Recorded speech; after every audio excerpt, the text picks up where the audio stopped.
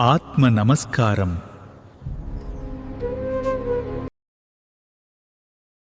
அத்தியாயம் 17. யோகங்கள். பல்வேறு வகையான யோகங்கள். சீடர் சுவாமிஜி, இதுவரை நீங்கள் யோகத்தை பற்றி எதுவும் கூறவில்லை. சாஸ்திரங்கள் பல்வேறு வகையான யோகங்கள் இருப்பதாக கூறுகின்றன, மக்களும் அதை நம்புகிறார்கள். இதை பற்றி உண்மையையும் அறிய நான் மிகவும் ஆவலாக உள்ளேன். ஆசிரியர், பல்வேறு வகையான யோகங்கள் எவை? சீடர், அஷ்டாங்க யோகம், கர்மயோகம், ஹடயோகம், ராஜயோகம் போன்றவை. ஆசிரியர், யோகம் என்ற சொல்லின் பொருள் என்ன? சீடர், யோகம் என்றால் இணைதல் என்று பொருள். ஆசிரியர், எவை இணைய வேண்டும்? சீடர், ஜீவனும் ஈஸ்வரனும். ஆசிரியர், நம்மிடம் எத்தனை ஜீவன்கள், உயிர்கள் மற்றும் எத்தனை ஈஸ்வரன்கள், தெய்வங்கள் உள்ளனர்? சீடர், ஒரே ஒரு ஈஸ்வரன் மற்றும் ஒரே ஒரு ஜீவன் மட்டுமே. ஆசிரியர், இந்த ஈஸ்வரனும் ஜீவனும் இணைவதற்கு பல்வேறு வகையான யோகங்கள் இருக்க முடியாது. ஒரே ஒரு வகையான யோகம் மட்டுமே உள்ளது. இந்த யோகம் என்பது ஈஸ்வரனுடன் ஜீவன் இணைவதாகும். இந்த இணைப்பு பல்வேறு ஆசிரியர்களால் வெவ்வேறு விதமாக பெயரிடப்பட்டது. ஆனால் அவை அனைத்தும் ஒரே ஒரு பொருளையே குறிக்கின்றன. 8ஆம் அத்தியாயத்தில் கர்மா என்பது வெறும் வாயு, அதாவது உயிராற்றல் மட்டுமே என்று கூறப்பட்டுள்ளது. கர்மயோகம் என்பது வாயுவை உள்ளிழுத்து அதை பிரம்மரந்திரத்தில் உள்ள ஆகாயத்துடன் இணையச் செய்வது மட்டுமே ஆகும். ஹடயோகம் என்பது பொதுவாக பலவந்தமாக கட்டாயமாக இணைப்பது என்று புரிந்து கொள்ளப்படுகிறது. இது தவறு. ஹ என்பது இயற்கையை குறிக்கிறது. ட என்பது மூடுவதை குறிக்கிறது. ஆனால் எதை மூடுவது? இயற்கையாக நமக்குள் இருந்து வெளிப்படும் ஆற்றலை மூடுவது ஆகும். ஒளி என்பது இயற்கையிலிருந்து வருவது. இந்த இயற்கை நமது உண்மையான பிராணனாகிய உயிராகிய சூரியனிடமிருந்து வெளிப்படுகிறது. சந்திரன் என்பது மனதின் வடிவில் இந்த பிராணனின் வெளிப்பாடாகும். யோகம் என்பது இந்த சந்திரனை, அதாவது மனதை பிராணனாகிய சூரியனுடன் கலப்பதாகும். எனவே ஹடயோகம் என்பது சந்திரனை சூரியனுடன் இணைப்பதை குறிக்கிறது. சூரியனும் சந்திரனும் பிராணனும் மனமும் அல்லது உயிரும் மனமும் ஆகும். ராஜயோகத்தின் பொருள் இதுதான். அங்கே ரஜஸ் மற்றும் யோகம் என இரண்டு கருத்துக்கள் உள்ளன. ரஜஸ் என்றால் ரஜோகுணம் கொண்ட மனமாகிய விஷ்ணு என்று பொருள். யோகம் என்றால் இணைதல் என்று பொருள். 9ஆம் அத்தியாயம் இந்த மனதை பற்றிய ஒரு கருத்தை தந்துள்ளது. ராஜயோகம் என்பது மனதை தன் சொந்த தோற்றுவாயின் இடமாகிய புருவ மத்தியில் ஒருமுகப்படுத்துவதை மட்டுமே குறிக்கிறது. இதுவே இந்த வெவ்வேறு யோகங்களை பற்றிய உண்மை நிலை ஆகும்.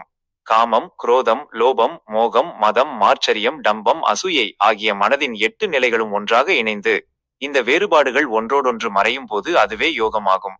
மனதின் இந்த 8 அம்சங்களும் பிரகிருதியின் அதிர்விலிருந்து தோன்றுகின்றன. இந்த பிரகிருதியின் அதிர்வை நாம் கட்டுப்படுத்தும் போது எண்ணத்தின் இந்த 8 அம்சங்களும் பிரகிருதியுடன் ஒன்றாக இணைகின்றன. அப்போது ஆன்மா சாட்சாத்காரம், சுய அறிவு பெறப்படுகிறது. இதுவே அஷ்டாங்க யோகம் என்று அழைக்கப்படுகிறது. அது மட்டுமல்ல, ஜீவனும் ஈஸ்வரனும் இரண்டு தனித்தனி பொருட்கள் அல்ல. அவை ஒரே ஒரு பொருளின் 2 அம்சங்கள் மட்டுமே ஆகும். ஈஸ்வரன் பிரம்மரந்திரத்தில் உள்ளார். அதே ஈஸ்வரன் தான் நமக்குள்ளே எப்போதும் இயக்கத்தில் இருக்கும் ஜீவனாவார். வாயுவாக தொடர்ந்து இயங்கும் இந்த ஜீவன் சுருங்கி ஒடுங்கும் போது அது பரமாத்மா என்று அழைக்கப்படுகிறது. இந்த பரமாத்மாவே மனமாகும். இந்த மனமே விஷ்ணு. இந்த விஷ்ணுவே இந்த பிரபஞ்சத்தின் அதிபதியாகிய விஸ்வமரன் ஆவார். இந்த மனதின் மீது பிரதிபலிப்பவை அனைத்தும் நமது ஜீவனிலிருந்தே வருகின்றன. நாம் ஒரு கண்ணாடியை பார்க்கும் போது நமது சொந்த பிம்பத்தை காண்கிறோம். அதேபோல் நாம் மனமாகிய கண்ணாடியை பார்க்கும்போது நமக்குள் இருக்கும் பிரதிபலிப்புகளை காண்கிறோம். மனதில் காணப்படும் இந்த பிரதிபலிப்புகளே நமது சுயநலம் அல்லது அகங்காரத்தை உருவாக்குகின்றன. இந்த சுயநலமாகிய அகங்காரம் அழியும் போது அங்கே எதையும் காண முடியாது. இந்த அகங்காரத்தின் காரணமாகவே ஜீவனுக்கும் ஈஸ்வரனுக்கும் இடையே வேறுபாடு ஏற்பட்டது. அது இந்த உதாரணத்தை போன்றது. ஓடும் நதியின் நீரில் ஒரு குச்சியின் முனையை நாம் மூழ்கடித்தால் நீர் அக்குச்சியின் இரு பக்கங்களிலும் பாய்கிறது. நீர் இரண்டாக மாறிவிடவில்லை. ஆனால் அதன் ஓட்டம் பிரிக்கப்பட்டது போல் மட்டுமே தோன்றுகிறது. இந்த குச்சியை நாம் அகற்றிவிட்டால் ஓட்டத்தின் திசையில் காணப்பட்ட அந்த பிரிவு அங்கு இருப்பதில்லை. இதே முறையில் ஜீவனாகிய நதியின் ஓட்டத்தில் அகங்காரம் என்ற குச்சியை மனம் பிடித்து கொண்டுள்ளது. அப்போதுதான் ஓட்டமானது ஜீவன் என்றும் ஈஸ்வரன் என்றும் பிரிக்கப்பட்டது போல் தோன்றியது. அகங்காரம் என்ற இந்த குச்சியை நாம் அகற்றிவிட்டால் அங்கே 2 பிரிவுகள் இல்லை. அங்கே ஜீவனும் ஈஸ்வரனும் ஒன்றாக இணைகிறார்கள். இந்த முழு உலகமும் நான் அல்லது அகங்காரத்தின் மீதே தொங்கிக் கொண்டிருக்கிறது. இந்த உலகம் ஒரு மந்திரவாதியின் கயிற்றுச் சங்கிலியை போன்றது. அந்த கயிறு ஒரு சங்கிலியின் இணைப்புகளைப் போல முடிச்சுகளால் பிணைக்கப்பட்டுள்ளது. அவற்றை ஒன்றாக பிடித்து கொண்டிருக்கும் இணைப்புகளும் முடிச்சுகளும் இறுதியில் உள்ள ஒரு முடிச்சை தவிர மற்ற அனைத்தும் போலியானவை ஆகும். இறுதி முடிச்சு அங்கு இருக்கும் வரை நீங்கள் கயிற்றை எவ்வளவுதான் இழுத்தாலும் இணைப்புகளோ முடிச்சுகளோ விலகாது. ஆனால் நீங்கள் இறுதியில் உள்ள அந்த உண்மையான முடிச்சை அவிழ்த்து கயிற்றை இழுக்கும்போது மற்ற அனைத்து முடிச்சுகளும் இணைப்புகளும் விலகிவிடும். அப்போது உங்களால் உண்மையான கயிற்றை காண முடியும். இதே முறையில் கர்மாவாகிய வாயுவே கயிறு ஆகும். அனைத்து இணைப்புகளும் முடிச்சுகளும் நமது பல்வேறு எண்ணங்களால் உருவாக்கப்பட்டு அகங்காரமாகிய நான் என்பதன் மூலம் இறுக்கமாக பிடிக்கப்பட்டுள்ளன. உலகம் இந்த அகங்காரத்தின் மீதே தங்கியுள்ளது. நாம் இந்த முடிச்சை அவிழ்த்துவிட்டால் மற்ற அனைத்து பிணைப்புகளும் அவிழ்ந்துவிடும். அனைத்து வேறுபாடுகளும் துடைத்தழிக்கப்பட்டு ஆன்மா தன் ஆன்மாவை உணர்கிறது. அனைத்து யோகங்களும் இங்கேயே முடிவடைகின்றன. இவை அனைத்தையும் அறியாமல் வெவ்வேறு யோகங்கள் இருப்பதாக நினைத்துக்கொண்டு நீங்கள் அனைத்து வகையான பயிற்சிகளையும் செய்தால் உங்களுக்கு ஒருபோதும் யோகம் சித்தியாகாது.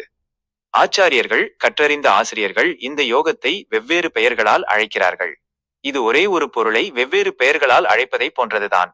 இதே முறையில்தான் ஒரே யோகம் வெவ்வேறு பெயர்களால் அழைக்கப்படலாயிற்று. மற்றபடி அங்கே வெவ்வேறு யோகங்கள் எதுவும் இல்லை. நமக்குள் இருக்கும் ஆற்றல் வீணாவதை தடுத்து அதை நமக்குள் ஒருமுகப்படுத்தி சேமித்து வைத்து அதன் மூலம் ஆன்மாவை அடைவதற்காக நம்மை நாமே புத்துணர்ச்சி பெறச் செய்வது மட்டுமே உண்மையான மற்றும் ஒரே யோகம் ஆகும். இதுவே யோகத்தின் உண்மையான உண்மையாகும்.